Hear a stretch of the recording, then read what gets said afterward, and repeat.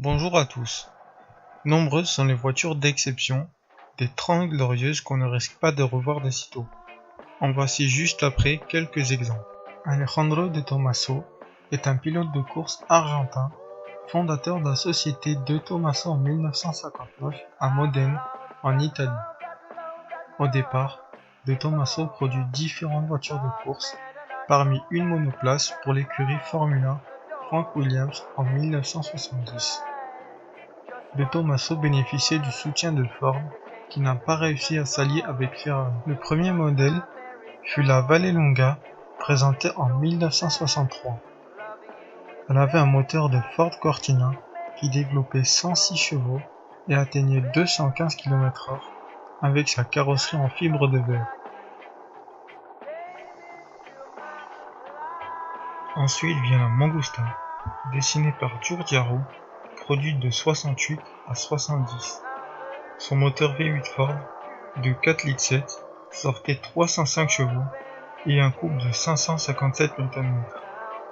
Pourquoi Mangusta? Parce que la mangouste est la prédatrice du cobra. Son nom est repris en 2000 avec le concept car de Tomaso Bigua qui devient la Kioval Mangusta après une querelle avec son associé Kioval. Venons-en au modèle phare, la Pantera. Ces superbes lignes réalisées par Tom Jardin, produite de 1971 à 1992. Son moteur Ford Cleveland 5,8 litres développant de 300 à 350 chevaux. On la voit par exemple en version GTS dans le 5e volet de Fast and Furious. En 1990, De Tomaso rencontre de sévères problèmes financiers et se sépare de Innocenti, Maserati et Moto Guzzi. La marque en revient à assembler des voitures pour d'autres constructeurs. De 93 à 98, De Tomaso sort la Guara, motorisée par le 4 litres V8 BMW de 286 chevaux et 402 Nm. On retrouve ce même bloc dans la BMW 840i E31. Puis de 98 à 2004, De Tomaso remplace le moulin BM par un V8 4,6 litres Ford qu'on retrouve sur la Mustang. Elle existe aussi en Spider, toujours avec le V8 Ford, mais cette fois de 305 chevaux. De 2000 à 2002, il y a la Kioval Mangusta, des suites du concept car De Tomaso Bigua présenté en 98. Et oui, ce n'est pas une De Tomaso, je sais. Kioval et De Tomaso étaient en désaccord sur ce projet, et du coup, Kioval l'a remporté. Mais bon, quand on voit cette voiture, on se rend compte que c'est une bonne chose en fait.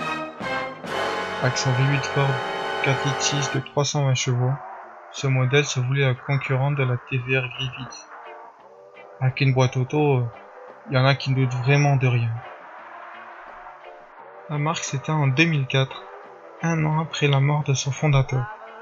Puis revient en 2011 avec le concept car Deauville, prétendu remplaçant de la De Tomaso Deauville des années 70, une berline luxueuse, digne des films de mafia.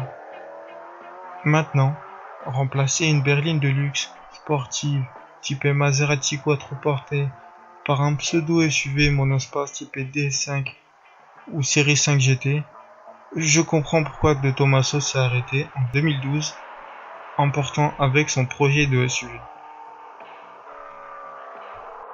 Avec un tel parcours, pas étonnant que De Tomaso fasse faillite.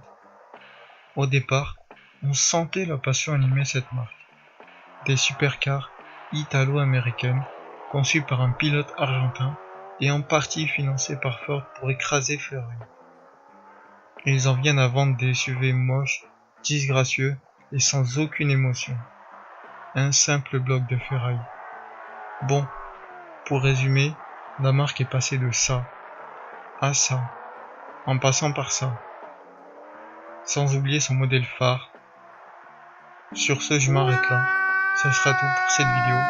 Et moi, je vous dis à la prochaine.